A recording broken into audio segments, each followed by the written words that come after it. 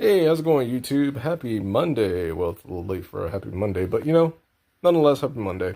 So, I was doing some thinking, with all the virtue signaling from the Predator Hunter channels and, people debating, Cam Higsby on Trump being in the Epstein files and everything. I came to a very shocking revelation. And that shocking revelation is we have now entered a society that believes that they can ultimately look up child pornography simply off of moral obligation. Now, what do I mean by that? Well, with Cam Higsby, with all the people he debates and, that hate Trump, they're so anti-Trump. It's quite hilarious, by the way. You should watch his videos. What I've noticed is that they can openly say that they've seen evidence of Trump, doing things to minors and everything in the Epstein files, which, by the way, there are none. I don't know why they keep saying that. But here's the funny part when you really think about it. If it is in the files, and you say that you've seen it, wouldn't that be a violation of ethics considering you have looked at child pornography?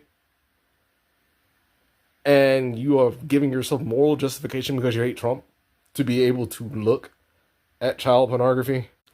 Which is the same moral framing as the predator hunters, such as, Jidion, Schlepp, Alex Rosen, those little dumbasses.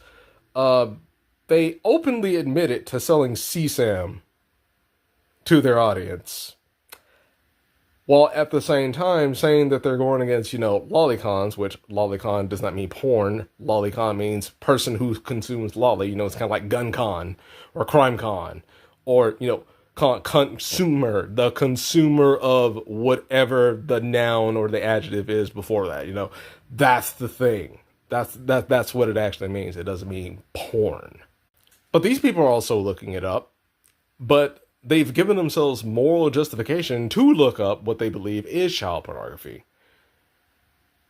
But then they'll go out and start judging people that they think is watching child pornography. They're not doing that. What they're doing is they're stopping the people that get bricked up from watching this stuff. Okay, so now you're just making the non-aggressive, minor-attracted argument. Back when Trump was running on releasing the Epstein files, I said, one, that's not going to work. Two, if it did, I'd be quite surprised. He did it, and now we are in a society where people can just openly say they've looked at it, but with moral reasons, though. Which is similar to a lot of predators who were journalists back then. Like that one journalist from The Guardian who said who had the right to look up that kind of stuff. And they all turned out to be predators.